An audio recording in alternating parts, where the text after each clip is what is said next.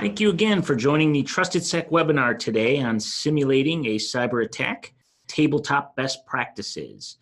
This webinar is being recorded and will be sent out an email and also will be available on our website where you can check out our other blogs and webinars on this topic. My name is Stephen Marshowitz, Director of Risk Services, and I wanted to welcome you and give you a little background on the webinar today. Incident response has been such a hot topic. For us, it's one of if not the most fastest growing practices that we have. We've had a slew of requests to help with incidents over the last 6 months. So this is really very timely on being proactive for your organization. Have a lot of interest in this. A quick background on Trusted Sec. Our mission really is to change the security industry for the better. One of the ways we do that is to provide free tools and tactics, information and calls, support for those who are in need. So if you ever have an issue or would like to reach out to us, just even to ask a question, feel free to do so.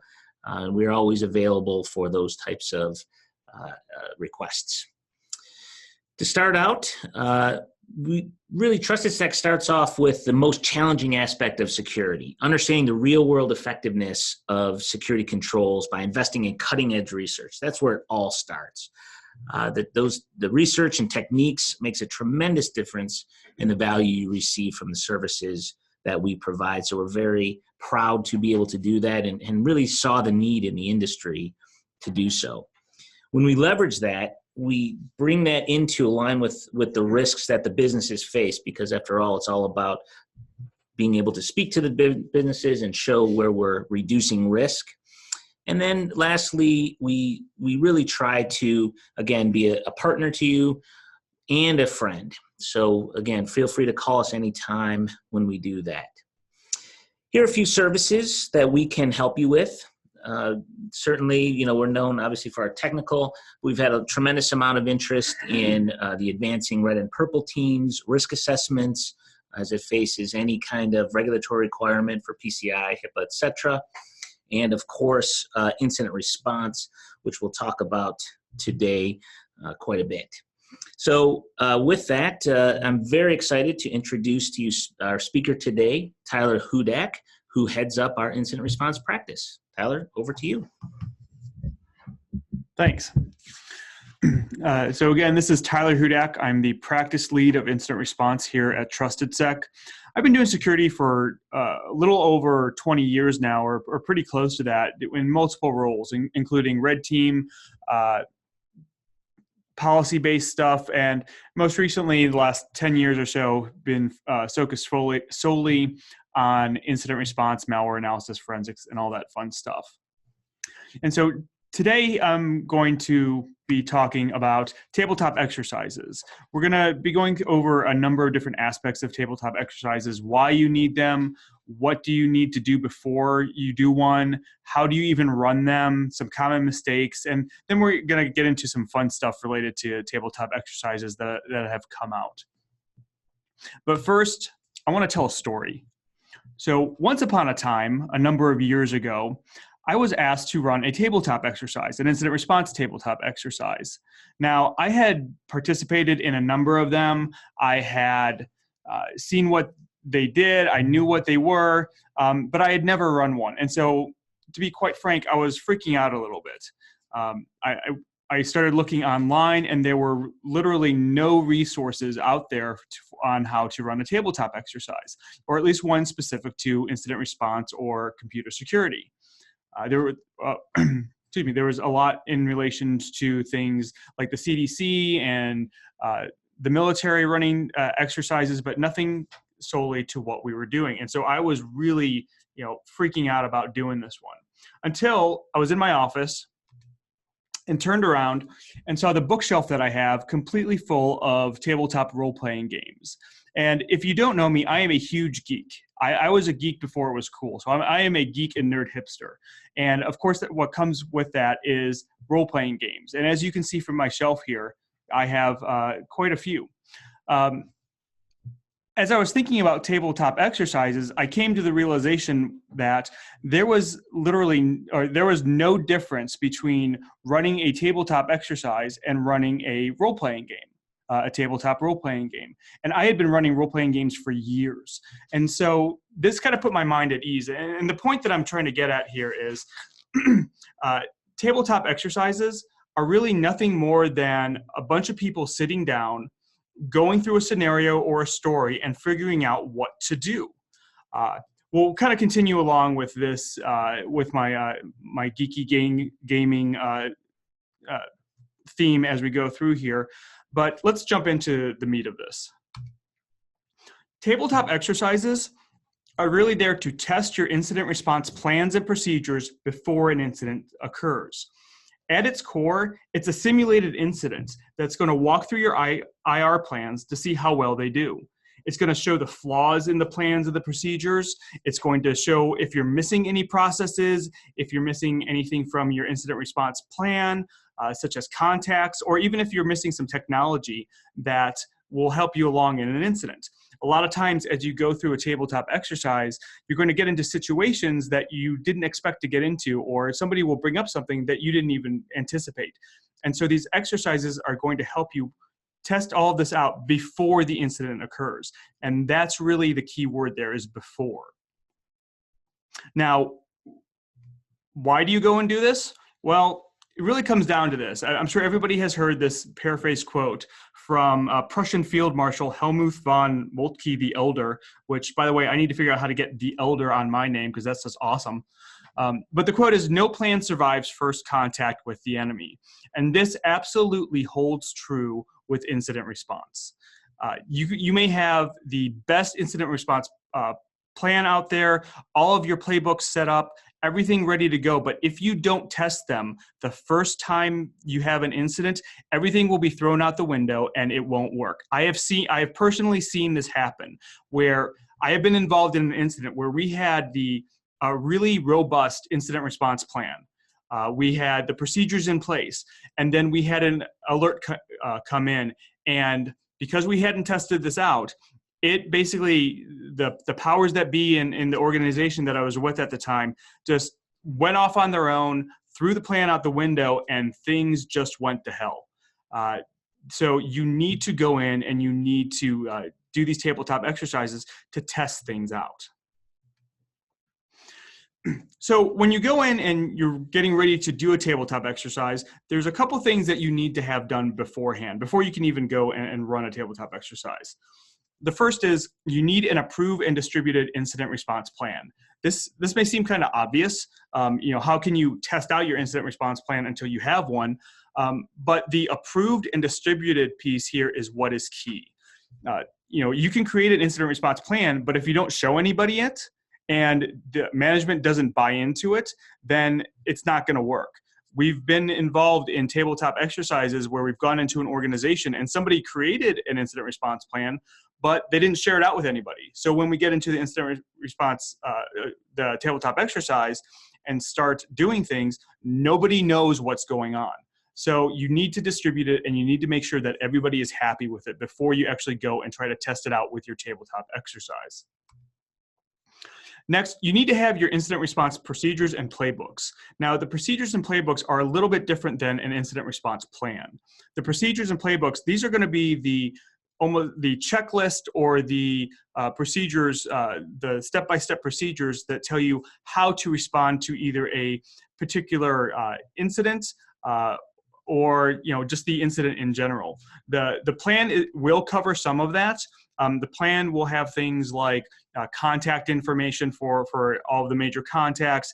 It will have the different phases that you go through. It will probably have a flow chart that shows how you get from one step to the next. But the procedures are going to be a bit more detailed.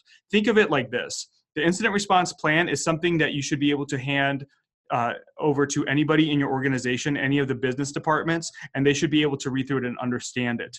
The procedures and playbooks, those are the ones that you're going to hand to your information technology or information security departments. And then finally, I mentioned this a little bit, you definitely need business buy-in. This is the most important part.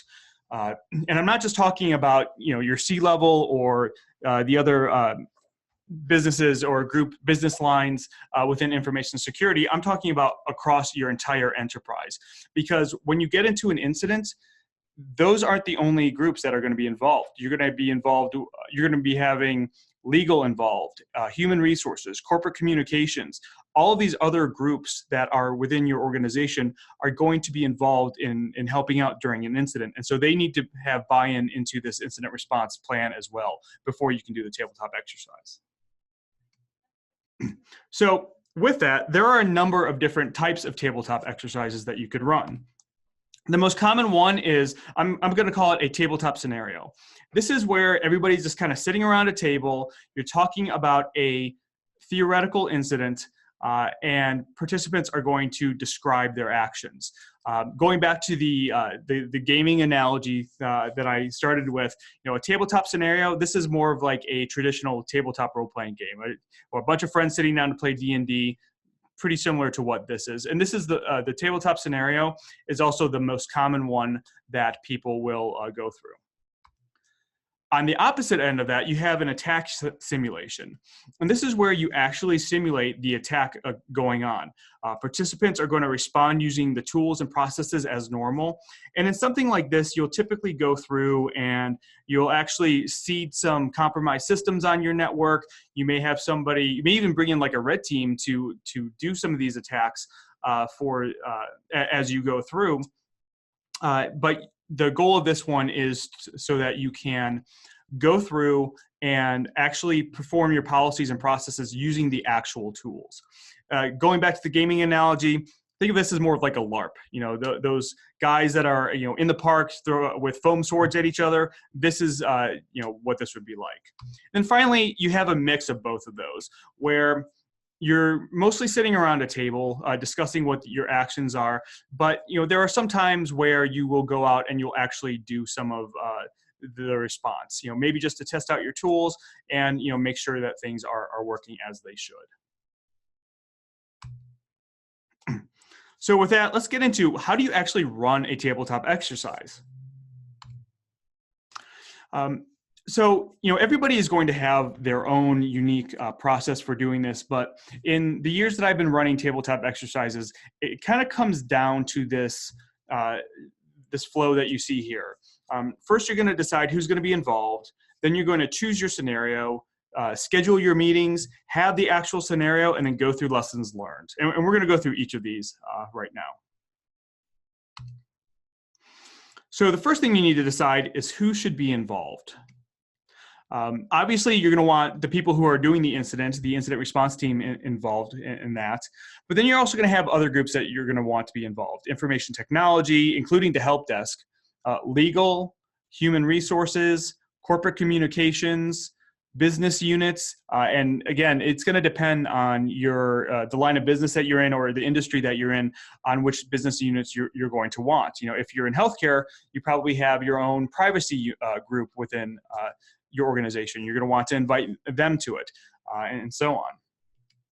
And then finally, executive management. You absolutely want executive management to be involved in these tabletop exercises, because when it comes down to it, during an incident, they're the ones who are going to have to make the final decisions on risk and what happens. Let's take it, for example, if you're in a ransomware scenario. When it comes down to it, executive management, the C-level, they're going to be the ones who are probably going to decide in the end, do we pay the ransom or not? And so they need to be aware of how the process works and the controls that you have in place to respond to it. So after you choose your scenario, after you figure out who you want to be involved, you need to choose your scenario. And choosing the scenario is really, really important. This is going to be what you're going through in the tabletop exercise. It's going to be what you're describing as you go through and what people are reacting to. So you want to make sure that it's relevant to your organization and the participants. This is very important, especially making it relevant to the participants. What I mean by this is, if you decide that you're going to do a scenario that's based around something very technical, let's say, again, going back, let's say the ransomware attack. That's going to be more technical than, or more related to the technical people within your organization than the business people. And so you may not invite as many business lines of business to that. if you do a scenario, for example, on something that's more related to the business, such as data being leaked, sensitive data being leaked. And so, that may, require you to bring in more business, more of the lines of business. So you want to make sure that the scenario that you're doing is relevant to who's going to be in there. When you're choosing your scenario, think of, does anything need to be highlighted, either good or bad? The people who are performing the tabletop exercises typically are the ones who know the incident response plans, the incident response procedures, and the whole state of incident response within an organization the best. They're going to know if anything needs to be highlighted, either good or bad. Maybe you brought in some new tools that really give you this really great ability, or you have some really great alerts that's helping to prevent some attacks. You may want to highlight that in your scenario so that others within the business see that you're doing this. Or maybe there's something within your environment that you need help with. Let's say maybe you don't have very many good phishing defenses in place. You may want to do a tabletop scenario around phishing so that you can highlight, hey, we don't have the tools or the procedures we need to respond to these types of incidents the way that we should. Has something happened recently?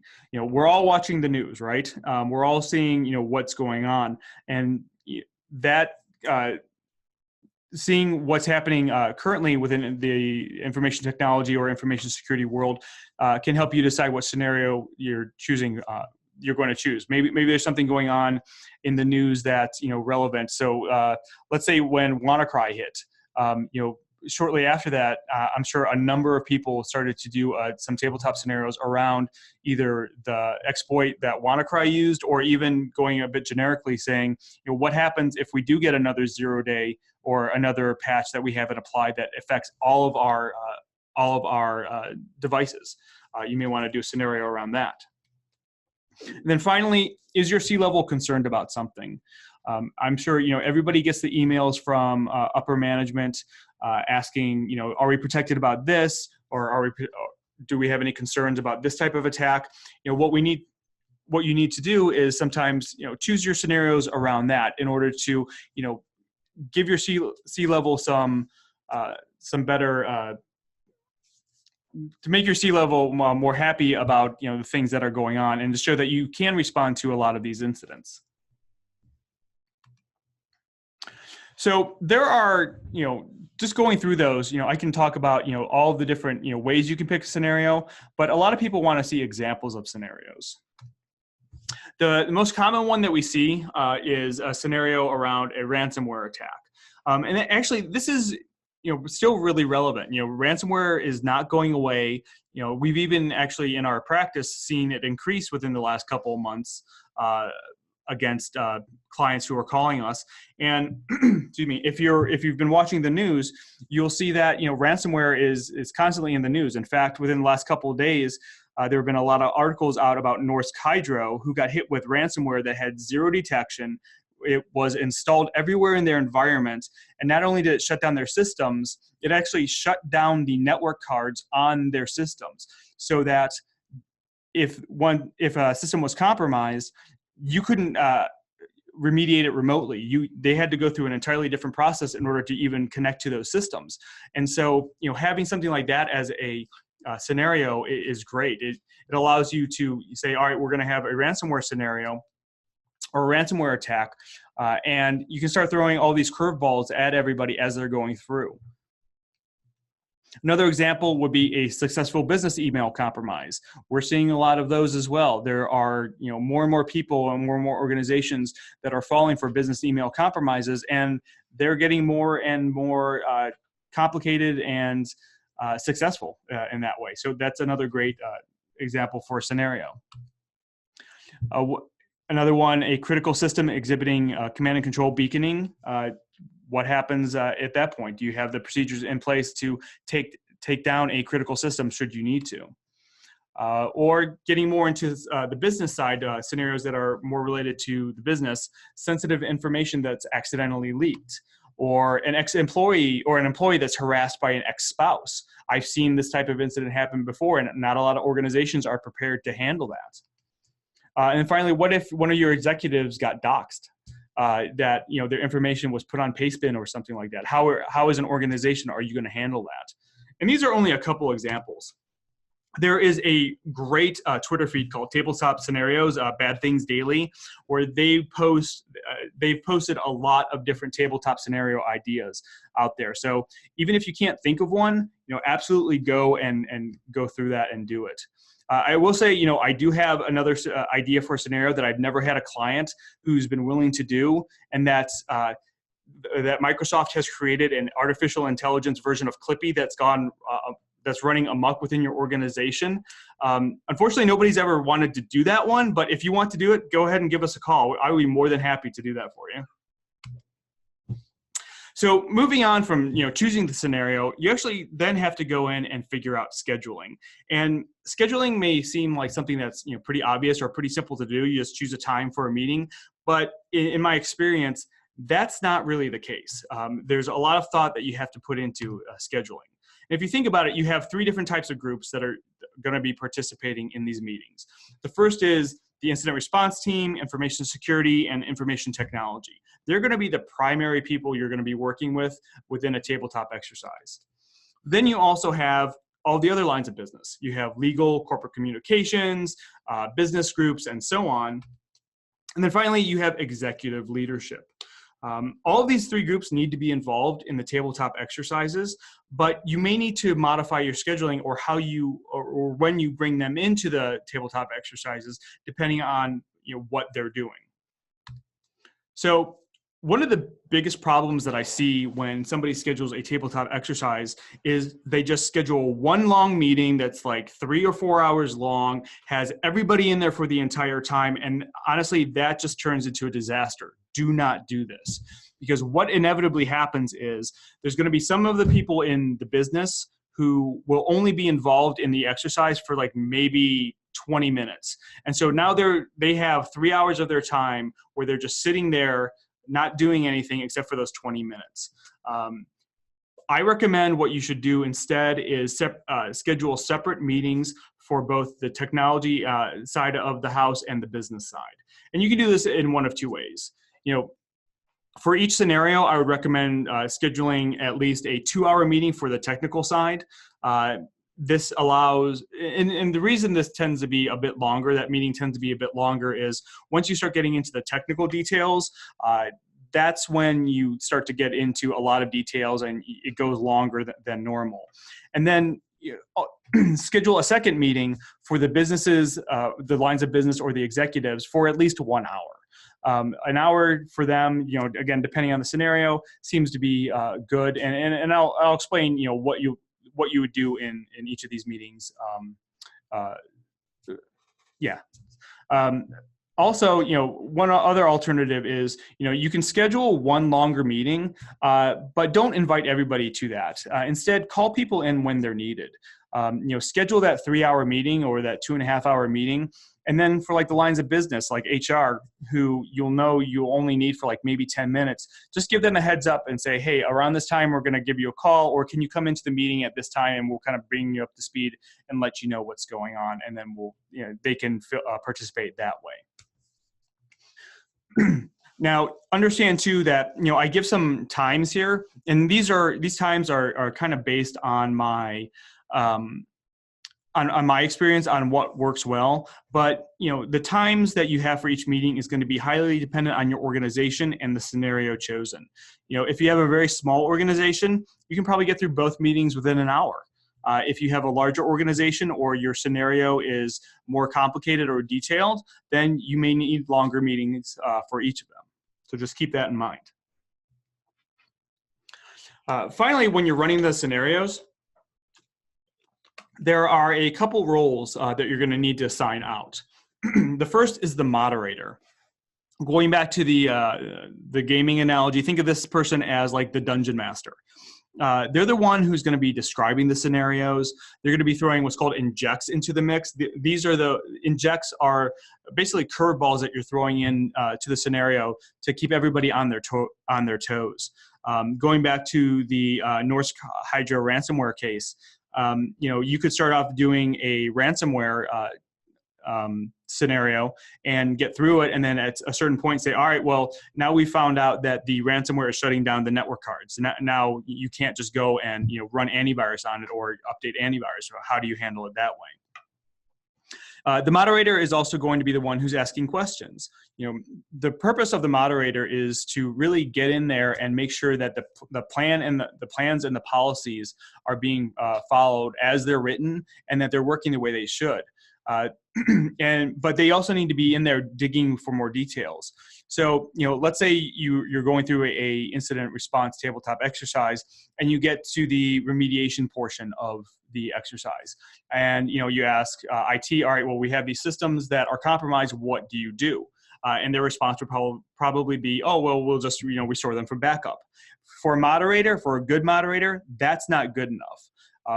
Having somebody just say, well, restore from backup is a good answer, but the moderator then needs to dig into and ask, all right, well, when was the last time you tested the backups? How often are they backed up? What happens if that backup fails? Then what do we do? And so on. So the moderator is the one who's going to be digging in there and getting more information. The moderator is also the person who's going to keep everyone on track. Inevitably in these meetings, in the tabletop exercises, people are going to go off on tangents, and people are going to start trying to bring in their own agendas. And in some cases, that's fine. But the moderator is going to be the one who has to decide, when does everybody need to kind of get back on track and keep going down the path of responding to the incident. And then finally, they need to make sure that nothing is missed. As you're going through the tabletop exercise, what I found is a lot of times somebody will start jumping ahead in the process. So going back to the ransomware scenario, as you're going through the incident response plan, somebody may jump ahead and say, all right, well, we'll just go ahead and re-image these boxes. Well, that's kind of jumping ahead a number of steps if you're just starting off. And so the moderator needs to pull them back and make sure that, say something like, all right, we'll get to that in a minute, but let's go through these other steps to make sure that these work the way that they should. Next, you also need to have somebody who's a scribe. And the scribe is the person who basically just writes down everything. The moderator can also do this as well, but the moderator is going to be focused in 100 different places. And so having somebody dedicated to write down what everybody is doing, what everybody says that they're doing, and so on, is really key within a tabletop exercise. The scribe can also act as the secondary moderator in case the moderator needs help, or the scribe may also think of something. But the scribe's main purpose is just to write everything down. And then finally, you have the participants. And these are going to be the people who are following along with the IR plan. They're going to be describing their actions and answering questions. Now, the one thing that I'll note here as well is that the moderator and the scribe, if you're pulling everything from within your own organization, they cannot be participants. You want them to be removed from the process. They can be a part of the incident response team or the information security team, but you don't want them interacting as a participant, because they need to be focused on either writing down the information or making sure everything gets through within the scenario. Now, when you're running the scenario, you're going to run the meetings a little bit differently. On the incident response and information technology side, the more technology-focused meeting, you're going to get in there, the moderator will go in and explain the purpose of the tabletop exercise. And this is, I found this to actually be a good thing to do. It's everybody, when they get in there, I think that they know what's going on. They know that, they're going to be doing a tabletop exercise, but having the moderator go in and explain, why you're doing this and what the goals are is really key, and it helps set everybody's mindset. But after that's done, describe the scenario. The moderator will describe the scenario and what is known. As you go through the scenario, the moderator is going to give out more and more pieces of information as the participants do certain things. And when you go through the scenario, you're going to be, starting from the very beginning.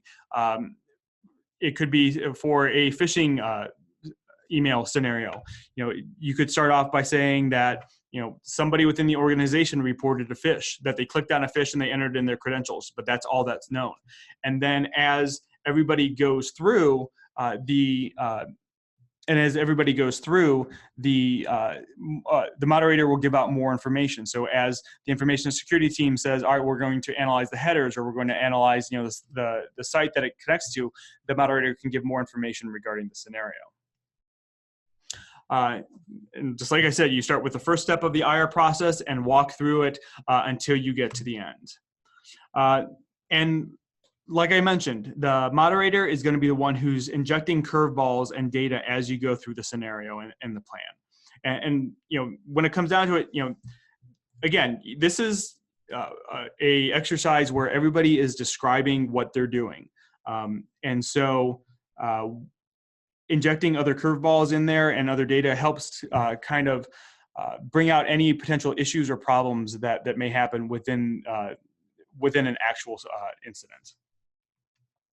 Now, I said you're going to run the exercise scenario for the business and the executives a little bit differently than you would for IT or your incident response team.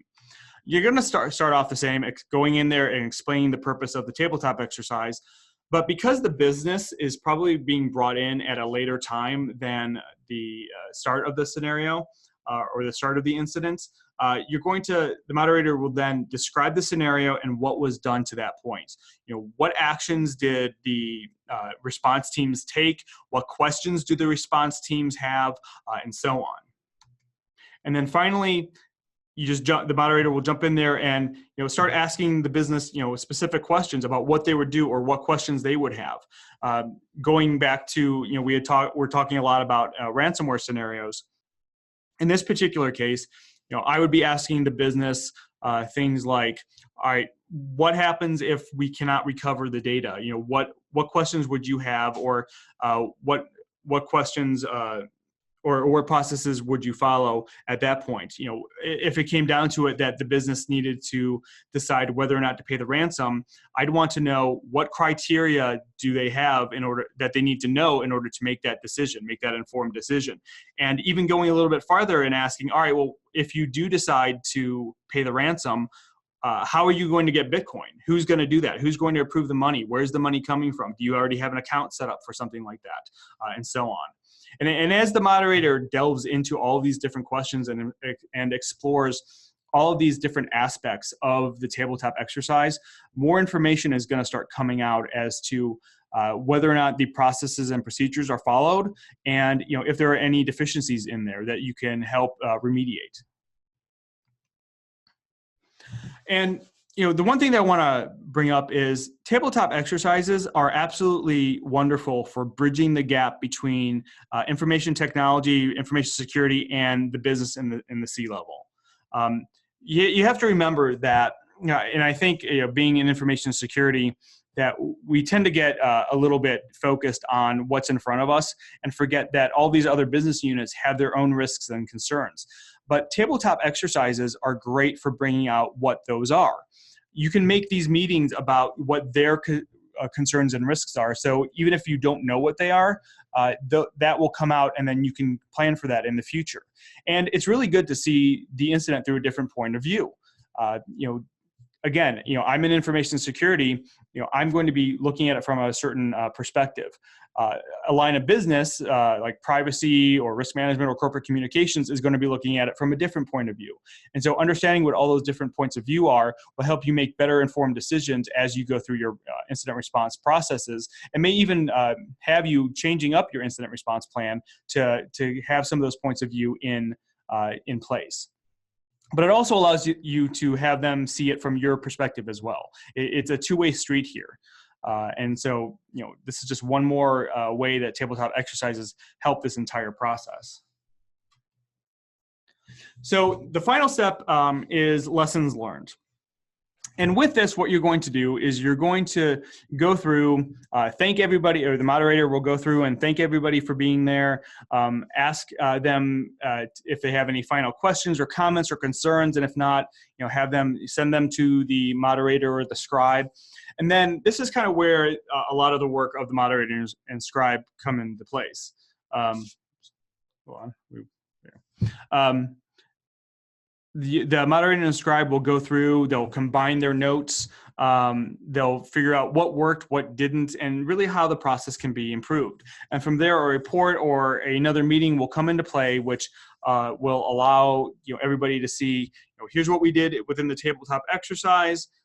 Here's what the good stuff, and always make sure you call out the good stuff. I have been through some pretty bad tabletop exercises or some organizations that needed a lot of help, but regardless of every one that I've been through, there have always been positive things that you can call out. But call out the positive things, call out, what needs improvement. Maybe there are places in the process where things were forgotten or things that were skipped over that need to be addressed, or maybe there's an entire other section that needs to be involved, or another group that nobody even thought of to have the contact information for. Make sure that all that is in there, and that will come out. So with that, let's see here. Like I said, I've been doing a lot of these, and there have been a lot of mistakes that I've seen. And so I just kind of want to, throw out to everybody, some of the common mistakes that I've even done when running tabletop exercises. The first is make the scenario relevant. Make it relevant to the organization and make it relevant to the business. If you don't do that, then you're going to have people who are constantly interrupting you during the exercise saying, well, this could never happen in our environment. Or we have these things in place to protect us from that. And, I will say, regardless, you're going to have that no matter what scenario you go through. And, the way that I typically answer that is, make sure you have a slide in there that says you're going to have that everybody, needs to kind of understand that that in a theoretical incident, you can't get everything 100% correct, but you've tried to make it as relevant as possible. And so that's really what you need to do. Make sure that your scenario is relevant to the organization. Make sure that the scenario talks about, key pieces of information or systems within your environment so that it's real to everybody. Oops. Next, schedule appropriately. I talked about scheduling. Make sure that you either have the separate meetings or, you call on people as needed. Don't just have one really long meeting in which, everybody is just sitting around there bored. And don't schedule a meeting for something that's too short. I found that, 2 hours seems to be almost the perfect time for this. Don't try to fit an entire incident response process into a meeting that's a half an hour or an hour long. It's just not going to work. You're going to be rushing through it, and things will just end up badly. Keep it relatable to the participants. This kind of goes back to, making the scenario relevant. You want to make sure that, if you have HR in there, make sure that the scenario is, something that they can relate to. If it's something that's completely ransomware related, then HR may not really care that much unless their data got compromised, and so on. Also, have copies of the IR plans and processes at the exercise. Hopefully you've distributed the IR plans and processes, and everybody's looked through them. But that doesn't mean that everybody knows every piece of information within the IR plan. So have a copy of that so that people can reference back to that during the exercise should they need to. I've also found that even having some type of checklist of the major points of the incident response process on a sheet of paper with the page numbers of where those are within the plan itself is very helpful as well, so that people can just flip to the right page should they need to.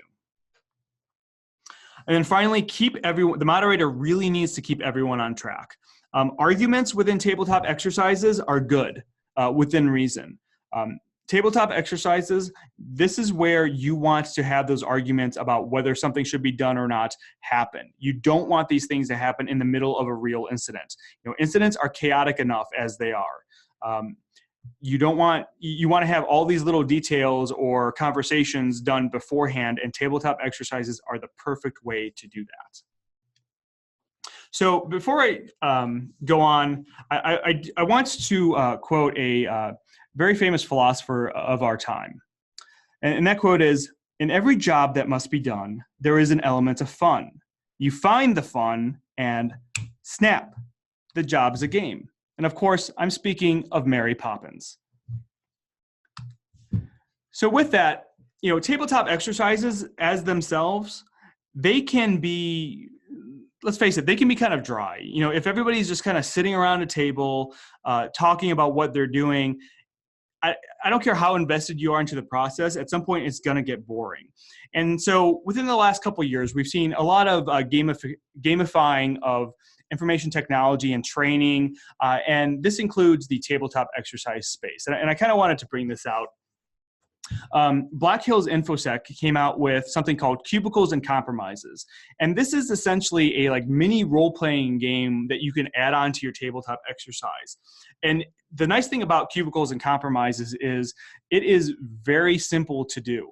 And it adds a little bit of risk into the tabletop exercise, where you're using dice to see if some tasks work successfully or not. I highly recommend checking this out.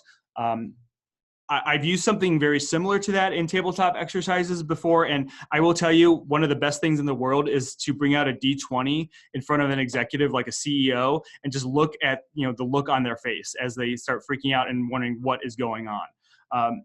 But you know, having something like this will make the participants I think more involved, and again, it adds that little bit level of risk as to, you know, whether or not something you plan on doing actually works. Because let's face it, in an incident, you know, anything could happen. You know, Murphy's Law is in place, and you know, the worst thing that could possibly happen is probably going to happen.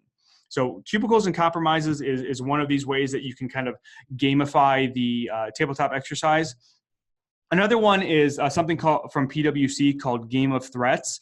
Now, I'll admit I've never been part of PwC's Game of Threats, so I've only been able to kind of look at the videos online and their documentation online, but it feels very much like almost like a choose-your-own-adventure of an incident where they bring in a bunch of iPads that have key pieces of information, and you know, everybody makes decisions based on the information at hand, and you know, depending on what happens, you know, or what everybody chooses is what happens. So I wouldn't say that, you know, Game of Threats, in my opinion, is a full tabletop exercise because it's not testing out a specific organization's incident response plans and policies, but it does do a good job of showing whether or not or showing management and lines of business, you know, what the consequences of certain actions in an incident are. So these are just two of the ways that you could gamify a tabletop exercise. Lots of other ways, but I highly recommend checking these out. So, you know, in closing, you know, tabletop exercises are an excellent way to test out your incident response plans and policies.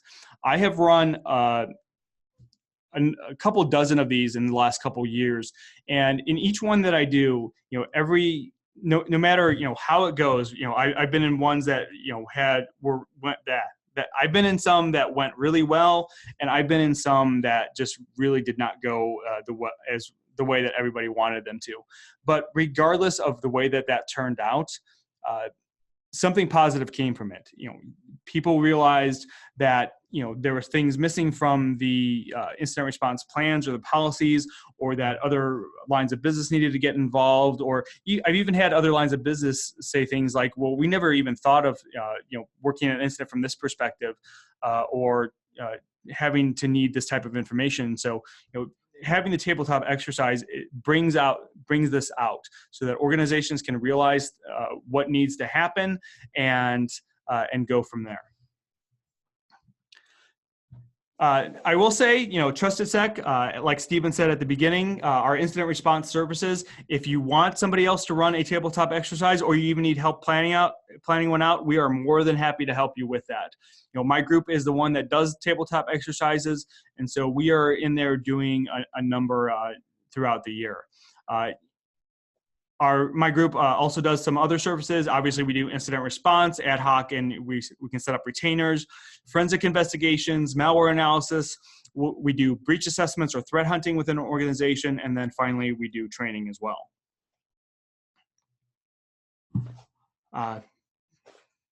Yeah, well, good. We have quite a few questions, so we will get started with those. Well, actually, before we get to the questions, sorry, just one last thing to throw out.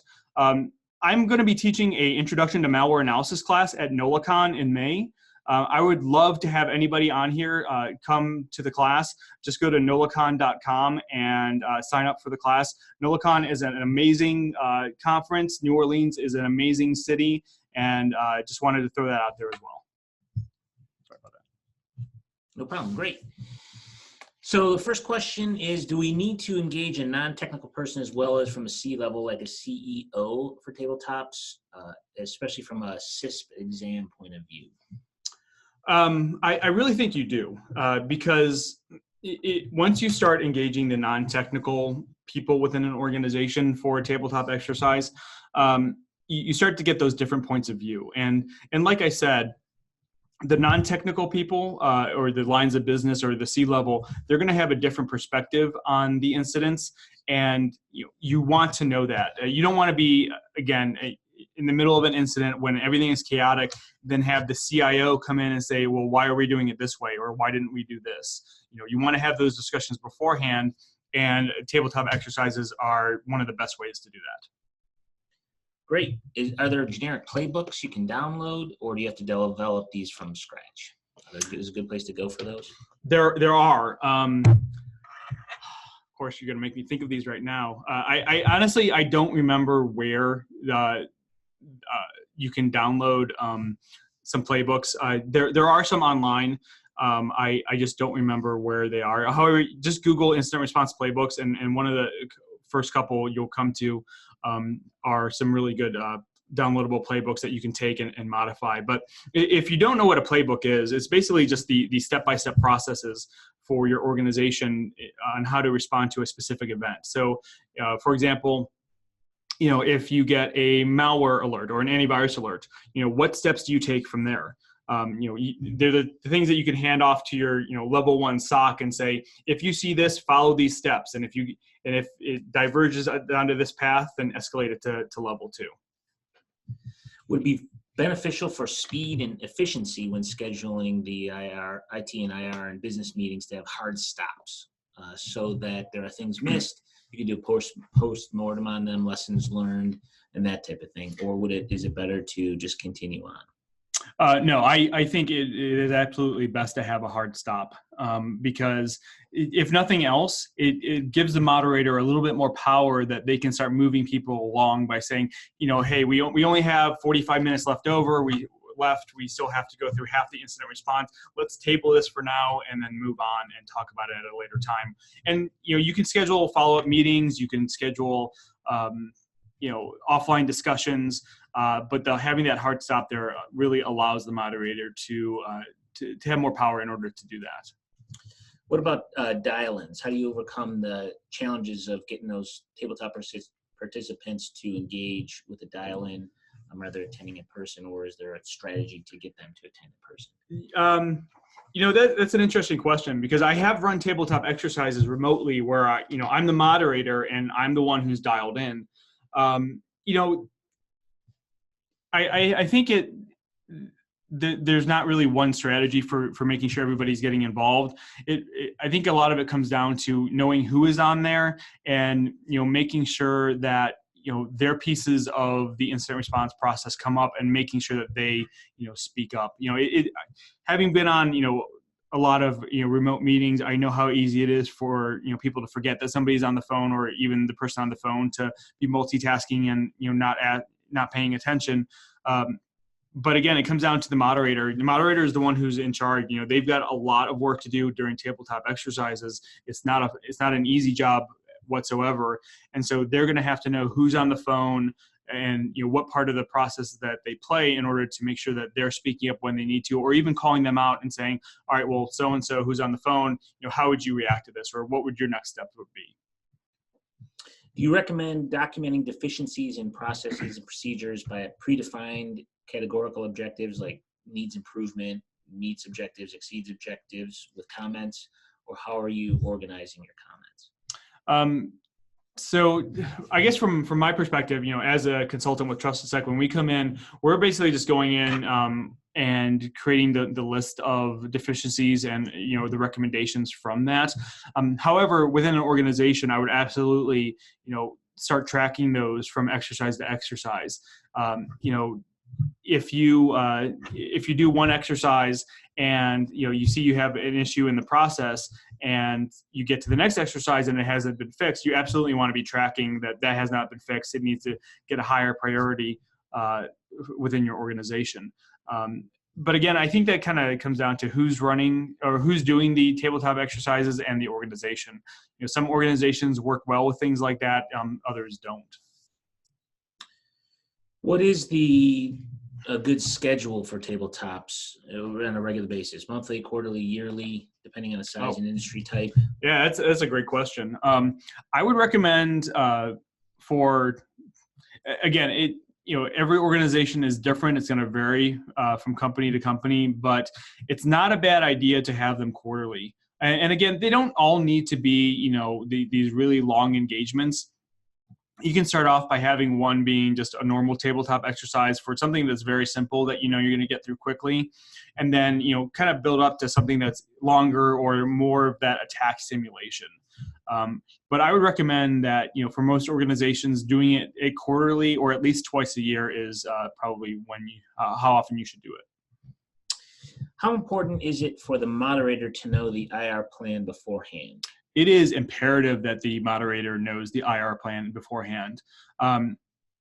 For me, when I'm coming in to do a tabletop exercise with an organization, I will get their incident response plans and policies weeks before we're doing the tabletop exercise. And I will go through all those documents. I'll print them out. I'll start highlighting different places where I see potential issues, or I see where an area that I want to focus on. And again, you have to remember, I'm coming into this organization almost blind.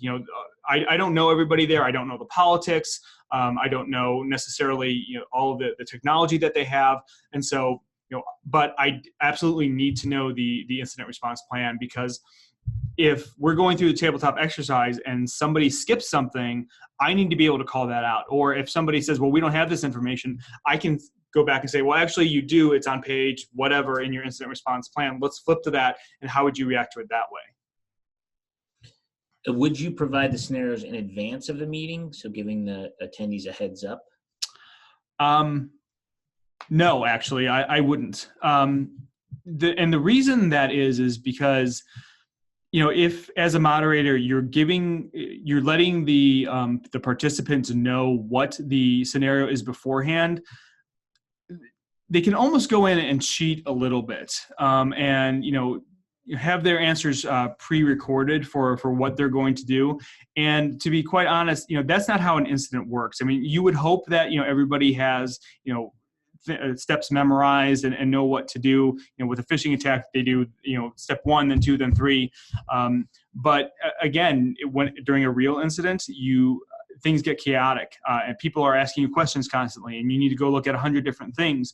And so it's not as simple as just sitting around a table. So you want to make the exercise as real as possible. Now, that being said, as a consultant and, when I'm planning these out, I'm absolutely working with somebody at the organization to set up that scenario and make sure it's relevant to their organization and things along those lines. But we typically don't just hand them out to all of the participants.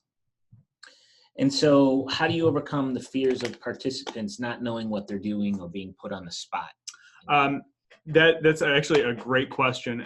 The way that I combat that is one of the slides that I have in my tabletop exercises specifically says, if you don't know the answer, that's fine. Ask. That's what you're there for. You want to make sure that everybody knows that this is a judgment-free environment. That you're there to practice your incident response plan and your procedures. And if somebody gets something wrong, this is where you want to get it wrong. This is the time to get it wrong. And if you don't know the answer to the question, that's fine. That's why everybody's there to help everybody through that type of thing. Kind of two-parter, but are organizations tying their tabletops to pen test results to create a scenario? And another one was, can we execute tabletops on real-time incidents, or can it be before detection response capabilities are enforced? So for the first part, I absolutely have seen organizations model scenarios around pen testing results. That's actually a really great thing to do, in my opinion. If you have a red team come through and they find this, critical finding within your environment, maybe you don't have, the budget or the time to fix that in the time that it needs to be. And so you need to put in compensating controls and responses in case something does happen with that. And how do you test those out? It's through a tabletop exercise. For the second one, I'm not quite sure how to answer that. Do they mean, would you do the exercise, in the real time that you would normally do it, or? Yeah, possibly if it was a smaller incident or something like that. Oh, okay. Then yeah, you tend not to do those for the tabletop scenarios where everybody's sitting around a table. It's more of the attack simulation type tabletop exercise or the mix. I remember we were doing a tabletop exercise a couple months ago where we did it in real time, where this was kind of one of those mixed ones where it was everybody around a table, but there were some groups that we were also doing it for real. And what ended up happening was the person who was in charge there called the help desk and said, "Hey, we just had this report of a I think it was a phishing attack or something like that. Can you start the process for responding to this?" And then we started recording, when did those points in the process get done? And we were looking at it in real time. And the nice thing about doing it that way is you have you get metrics around that to not only show if your process is working, but is it working in the time that you expect it to? Which lines of business should be included in a tabletop? I would definitely involve human resources, legal, absolutely. Legal seems to be involved in most everyone that we work. Corporate communications, let me see here. Obviously, the C-suite, and the rest, it tends to kind of boil down to your organization and the scenario. So, for example, if you're a healthcare organization and you have your scenarios around PHI being leaked, then you probably have a privacy group or a risk group that needs to be involved in that as well. If it's something where other data gets leaked out, you want to have marketing or communications in there, and that's actually great to bring them into this because they're the ones who are probably going to be in a major incident. They're the ones who are probably going to be drafting the press releases for those incidents. Or putting up those websites that say, we got hacked, we lost, this amount of data. This is who you contact about it.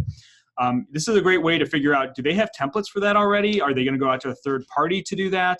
How is that going to work? Because that is absolutely not something you want to have to do during an incident. You want to have stuff like that already prepared. And I found a lot of times those departments don't think about doing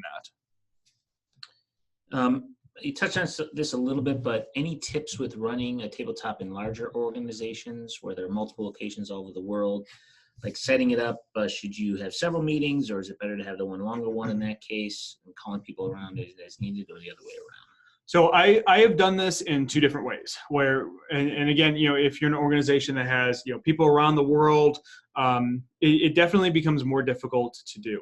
And I've done it in two ways. The first way has been where a lot of organizations, they'll bring everybody in either once a year or once every couple years to a central location to have a meeting. That is a great time to do a tabletop exercise.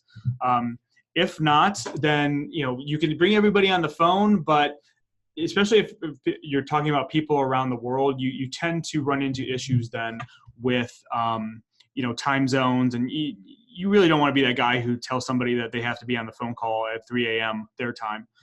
So at that point, depending on the organization, if there's a large presence in another country or someplace else in the world, it may just be worth to go out there and, have a second meeting in their location.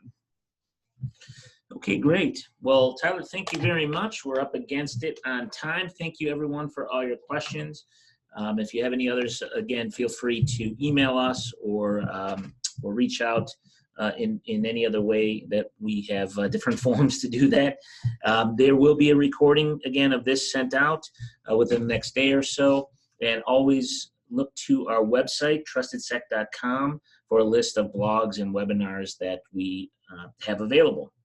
Thank you again, and we look forward to seeing you for our next one.